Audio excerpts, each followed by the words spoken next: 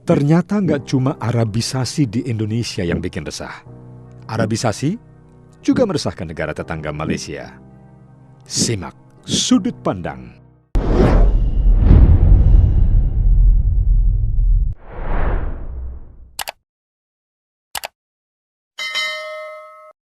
Arabisasi juga meresahkan Malaysia oleh Supriyanto Martosuwito.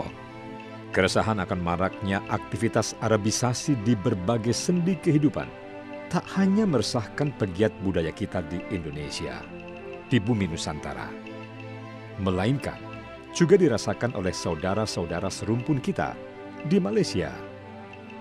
Setidaknya ada dua tokoh terkemuka Melayu dari negeri jiran yang terang-terangan menentang Arabisasi di Malaysia, yakni Sultan Johor dan Putri Perdana Menteri Malaysia, Datin Marina Mahathir.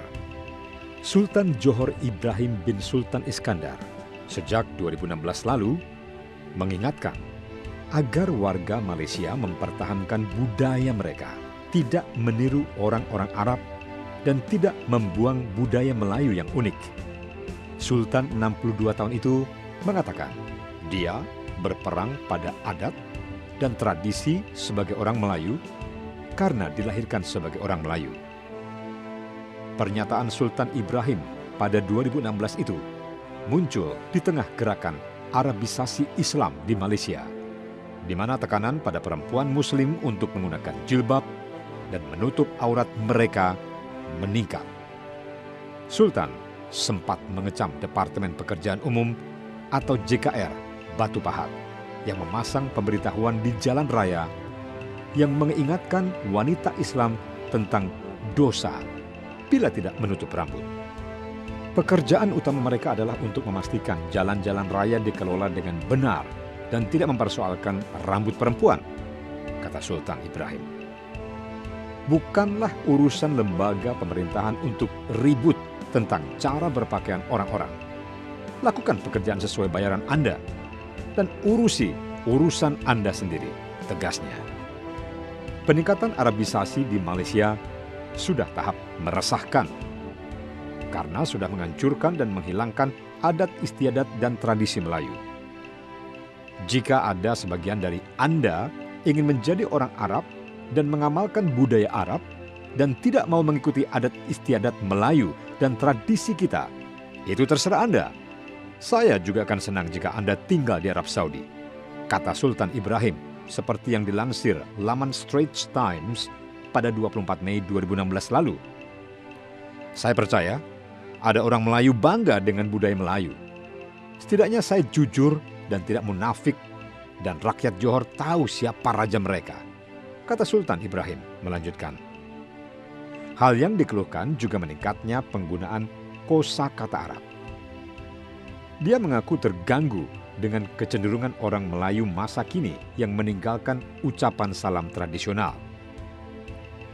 Sultan mengatakan dia lebih suka menggunakan istilah hari raya daripada Idul Fitri atau buka puasa dan bukan iftar. Saya menggunakan istilah Melayu ini sejak anak-anak dan berbicara dengan almarhum ayah saya sejak 50 tahun lalu. Saya tidak bermaksud menggantikan istilah-istilah ini dengan istilah Arab, tegasnya. Kepada media The Star, Sultan Ibrahim juga mengatakan bahwa dia tetap berjabatan tangan dengan perempuan, meskipun kaum Muslim Puritan fanatik tidak menyetujui para anggotanya berjabatan tangan dengan yang berbeda jenis kelamin. Mengapa saya harus berubah? Anda tidak harus menjadi fanatik. Jika mereka tidak yakin, saya bertanya, apakah mereka mau berjabatan tangan? Jika mereka tidak mau, tidak masalah, katanya lagi.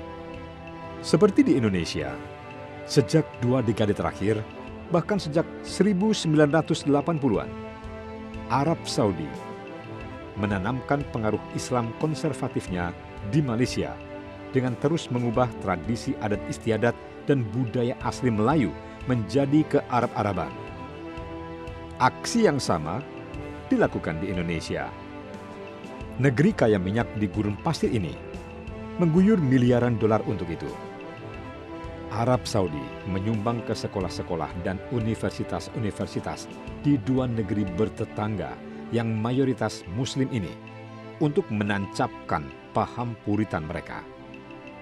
Mereka memberikan beasiswa kepada siswa laki-laki untuk melanjutkan kuliah di universitas-universitas di Arab Saudi, seperti Universitas Islam Madinah yang terkenal dengan paham Salafisme.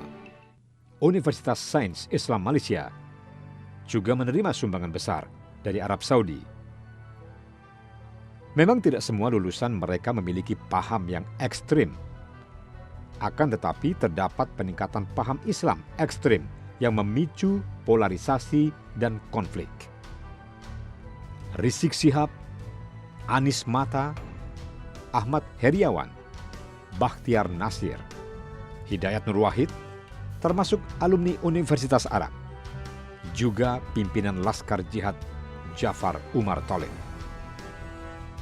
Asmiati Malik dan Scott Edwards, dua peneliti dari Birmingham University, Inggris, menemukan ada relasi kuat dan jelas di antara LIPIA di Jakarta, USIM di Malaysia dengan Universitas Raja Saud di Riyadh, dan Universitas Islam Madinah yang berusaha untuk menyebarkan ideologi Arab Saudi dan didanai oleh Saudi. Sementara di Filipina, terdapat aliran dana dari Arab Saudi ke Front Pembebasan Islam Moro yang diduga memiliki kaitan erat dengan Al-Qaeda. Ungkap keduanya di laman The Conversation Indonesia. Peningkatan gerakan Arabisasi di Malaysia dan Indonesia sudah sangat mengkhawatirkan karena telah memunculkan dan mengembangkan sikap intoleran radikal dan perpecahan sesama anak bangsa. Bahkan di antara penganut Islam sendiri, ada gelombang antipati kepada golongan yang berbeda dan aliran lain. Hanya golongan mereka yang paling benar dan terjamin masuk surga.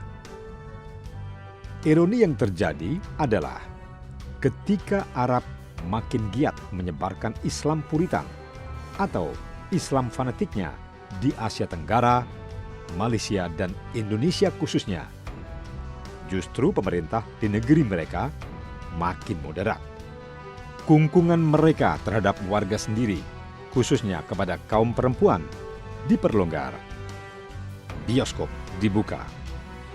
Konser musik yang menghadirkan laki-laki dan perempuan campur baur diizinkan. Juga makin banyak nampak perempuan Arab tanpa hijab. Sebelumnya, wanita di Arab Saudi tidak diizinkan mengemudi, tapi mereka secara bertahap membenarkannya. Beberapa wanita bahkan bergabung politik, kata Sultan Ibrahim. Ia menambahkan, keadaannya sama dengan di Iran. Sedangkan di Indonesia terjadi sebaliknya. Malah marak terbentuk grup hijabers. Semua urusan dikaitkan dengan syar'i, bank syariah, investasi syar'i, perumahan syar'i, salon syar'i, bahkan mukena dan sepatu ada yang khusus syar'i. Mundur 200 tahun, dibodohi Arab. Setahun sebelumnya, yaitu pada Mei 2015, Datin Marina Mahathir Mohamad mengkritik Arabisasi Islam di Malaysia di tengah pelembagaan dan tumbuhnya konservatisme keimanan di negerinya. Putri Perdana Menteri Malaysia yang juga aktivis hak perempuan tersebut mengatakan bahwa pada hari-hari ini sangat sulit menemukan baju Melayu tradisional untuk perempuan Malaysia pada hari raya, karena pakaian Arab seperti kaftan, yaitu tunik panjang, menjadi lebih populer dari tahun ke tahun. Kaftan mudah dipakai, tapi apa yang terjadi dengan tradisi, budaya, semuanya tersesat. Keluhnya seraya menunjukkan bahwa perempuan Melayu berusia di bawah 50 tahun umumnya tidak tahu cara mengikat rok baju kurung sehingga menjadi lipatan dan memudahkan berjalan masuk. Itulah Arabisasi. Itu penjajahan. atau kolonialisme Arab, kata Marina Mahathir kepada Malay Mail Online dalam sebuah wawancara khusus. Putri sulung Tun Dr. Mahathir Mohamad mengatakan masalah terbesar Islam di Malaysia adalah ketakutan akan pengetahuan agama itu sendiri. Islam memiliki sejarah intelektual yang sangat kuat, tetapi tidak ada kecerdasan sama sekali dalam cara Islam diajarkan di sini, ungkapnya. Kami diajari ritual, tapi kami tidak diajari tentang para pemikir hebat dan perbedaan di antara mereka, kecamnya. Ketika Anda membaca sejarah Islam ketika pertama kali diturunkan, itu tentang menghilangkan kesukuan.